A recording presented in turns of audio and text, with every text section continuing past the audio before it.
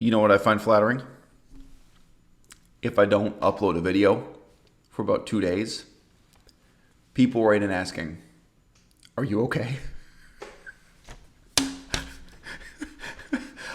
I upload so regularly, so often, more than once a day.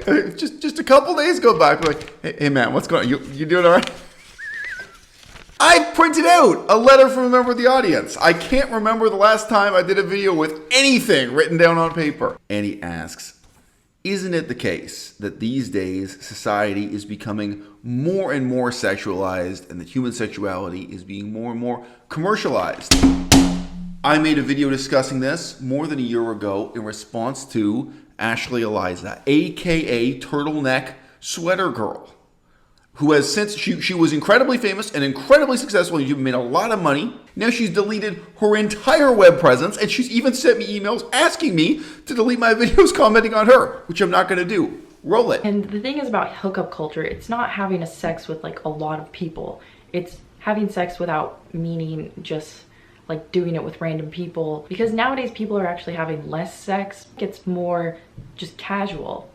It seems like today, with all the hookup apps, reliable contraceptives, and a general culture that just promotes casual sex, it's really just becoming the norm. It's almost like a weird thing if you choose not to engage in casual sex with people. It's like, who are you? You're some sort of prude, you're some sort of like weirdo.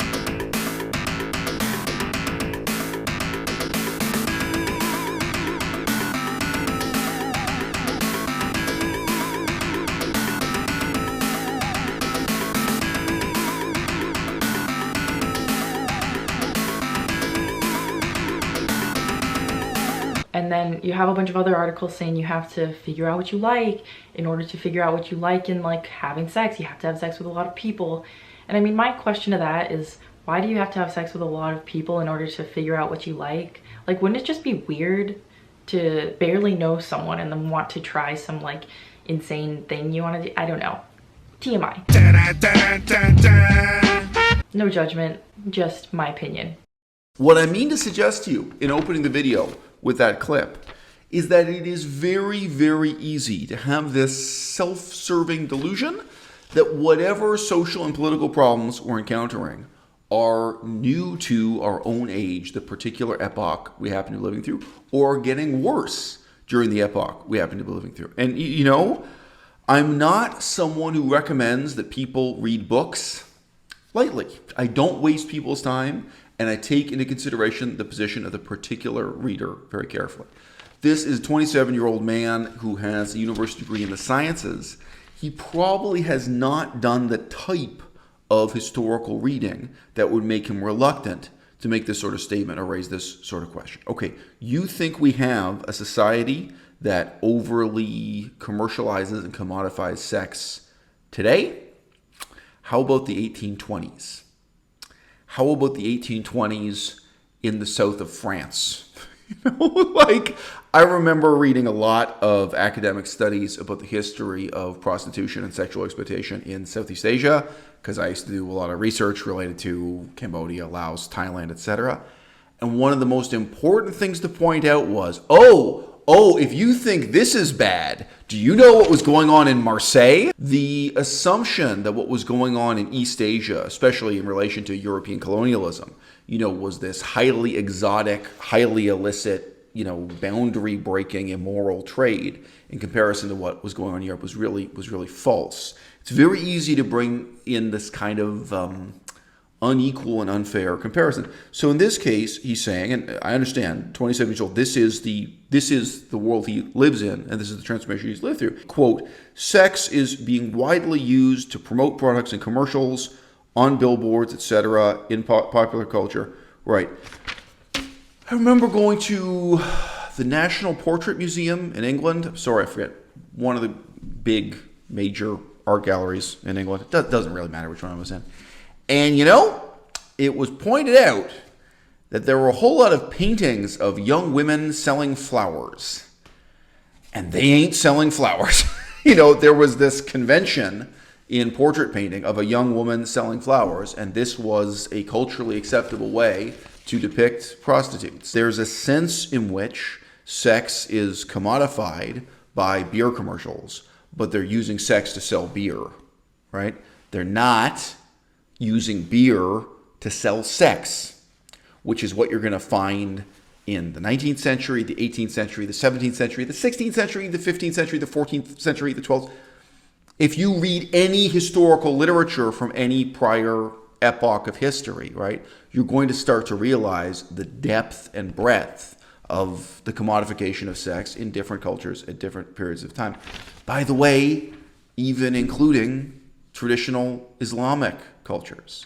I've done a lot of research on the history of slavery. Melissa's currently reading a book about the history of slavery in Muslim Central Asia, which I haven't looked at yet. I'd love to read it if and when I get time. And whenever you look into this, of course, it's also just partly the searing hypocrisy of the history of the Muslim world. But yes, prostitution, commodification of sex, even within traditional Muslim cultures, century by century, is shocking and appalling. The history of sexual exploitation in China, pre-modern traditional China. And, it's very easy to go from childhood to adulthood in any given decade, in any given century, and to have the impression, oh, this is something new. This is something that's gotten worse during my lifetime, just now. No. The problem is you went from the naive or jejune perspective of a child to the cynical perspective of a human being. This guy's 27. It's probably just in the last 10 years he really started learning about this stuff and perceiving it and realizing deeply how it vitiates society, how it ruins some young women's lives and some young men's lives, and the effects it has on us all. And he's not thinking, how is this really different from the 20th century, the 19th century, the 18th century, and how is it different from, again, history of Italy, south of France, history of Thailand, history of Japan. Talk about storied histories of prostitution, right? So what's really remarkable about our century, as is shown in that short clip I showed, we're living through a period of people having less and less real sex. And what's being commodified is simulation. Right? So I sympathize. Obviously, I don't think this is a stupid letter. I don't think he's asking bad questions. I don't think he has bad intentions. I don't think he's being raised for bad reasons. I just think you have to recontextualize the whole discourse about the commodification of sexuality and how it's being transformed by information technology, communication technology, so on and so forth. So he says, through popular culture, such as sitcoms, movies, music, including Nicki Minaj. Have you read Shakespeare? Dead serious. I'm stone cold serious. What do you think of the commodification of sex in that whole society as indicated by, recorded by Shakespeare in his plays, in his sonnets, and the ubiquity of prostitution in that society that's attested to throughout. This is not something new that just came out of nowhere. And again, by the way, there's also literature written from a female perspective, right? And there were, interestingly too, some feminist historians are interested in this, the history of women's advocacy for new laws restricting prostitution, right? Very often those reflect the woman's experience, that women really were concerned about their husbands going and sleeping with prostitutes, that part of the public demand for restrictive laws, which today most feminists regard negatively, part of it did come from women. Women really did struggle to control their husbands during long centuries when reckless behavior of this kind was common, and it is documented. And I think I can go so far as to say, I don't have to recommend any particular book. The autobiography of Napoleon Bonaparte.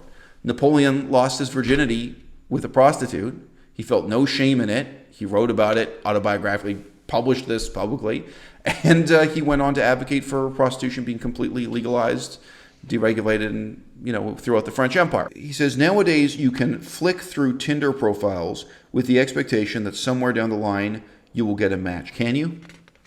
Okay. So again, I've used Tinder. I've known you, right? What you get on Tinder is a glittering image, is a mirage, is an illusion, right?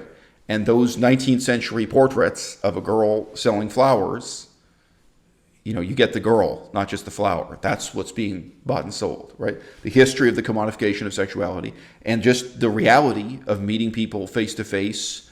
And believe me, I don't glorify any of this culture. In a beer hall, in a tavern, at an inn. Again, this is deep in every culture I know of, even the cultures where alcohol was illegal, like traditional Muslim culture. No, what you get on Tinder is nothing. you know. And I know people are drawn into it. He talks about the gamification of romance. I understand that there's that. It's like gambling, right? Why do people keep putting coins into a slot machine? Because there's a 1 in 1,000 chance or a 1 in a million chance they're going to get something out of it, right? But don't you realize how many gamblers will put in the coin and pull the lever and will never get anything at all? We can certainly ask that about Tinder and about this whole generation of dissimulated internet information technology based sexuality, right? So he then says, OnlyFans, the website OnlyFans, comes, like you said, selling intimacy. But it's not, right? It's selling a false promise of intimacy. It's selling dissimulated intimacy. It's selling you, text messages from someone pretending to know you, pretending to care about you, pretending to be your girlfriend, not somebody actually being your girlfriend. I mean, so look, I'm very much engaged in the critique of video games, but I can't criticize video game violence as if it were real violence. I can ask people, why do you want to spend like 6 hours at a time watching a video simulation of shooting a person in the head again and again and again? Some of these games, you see someone get shot in the head every 60 seconds. Why do you want to do that? And I think there are things worth philosophizing about and worth reflecting on, right? But this is nothing like the question of, why did you decide to volunteer to fight in a war in Syria and actually see someone get shot in the head?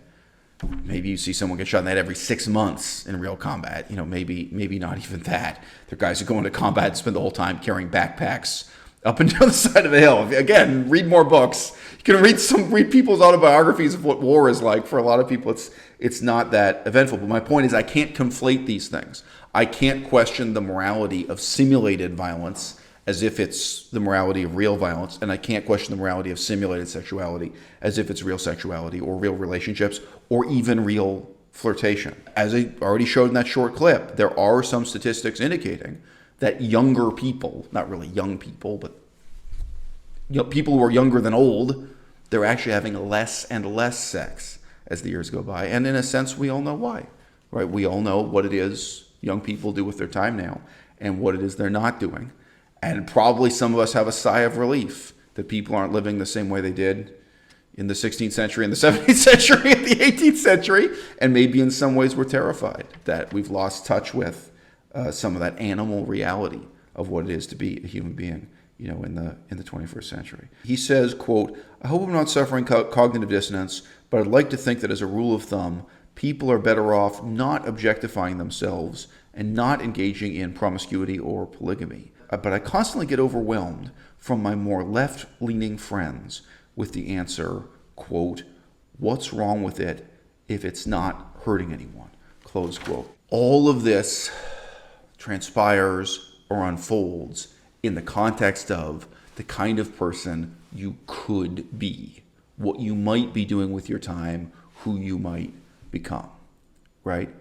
How would you feel if you had a 25-year-old male friend who had never lost his virginity and you told him to just give up and pay a prostitute and lose his virginity to a prostitute? How would you feel if you had an 18-year-old female friend who said she's sick and tired of working at McDonald's or at a pizza restaurant and you told her to give up and become a prostitute? What is it we're giving up on, right?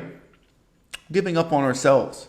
We're giving up on our own potential to do something else with our lives, right? To lead some kind of meaningful life. It's very slippery.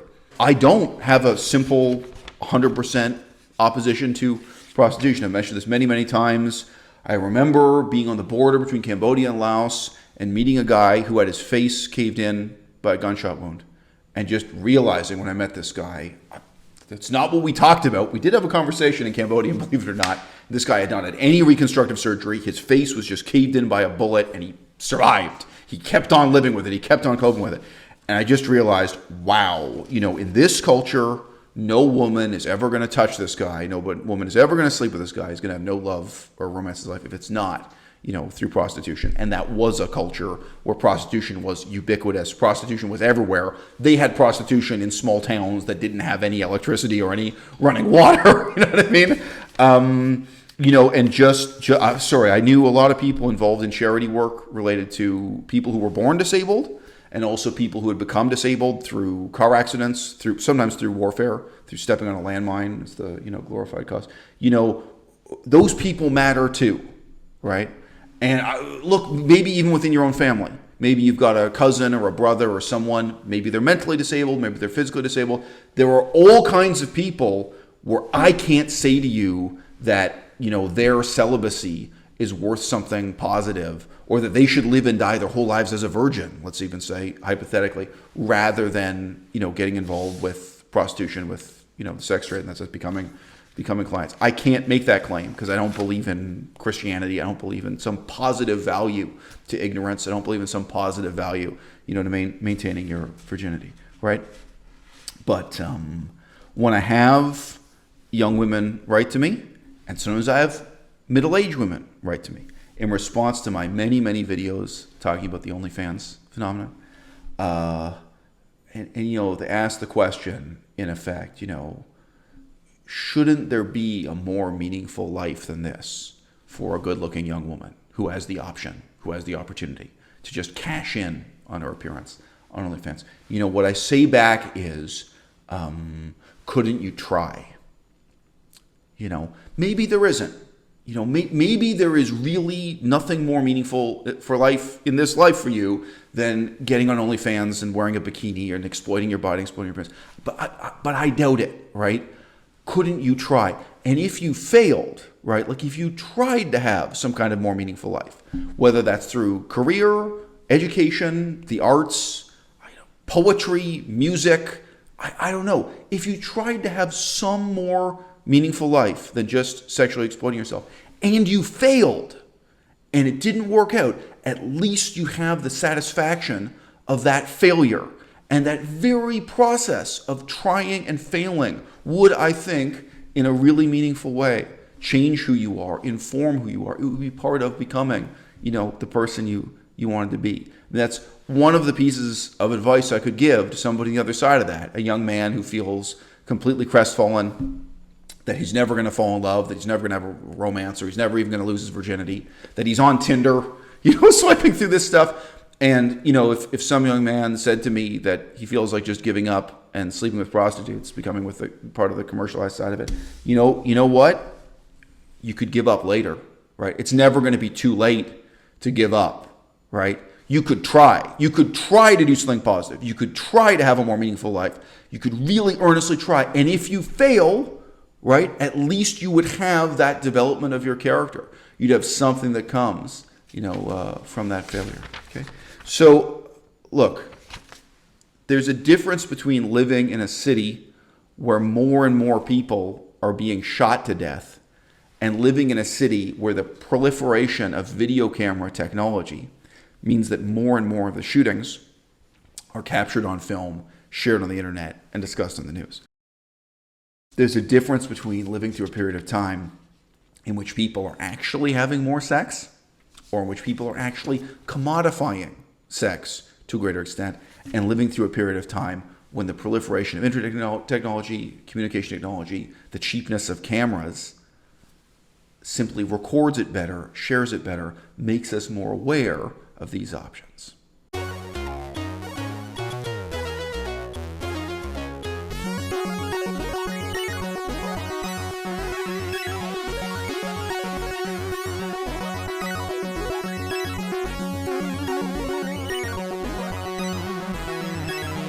Maybe we can practice epoch.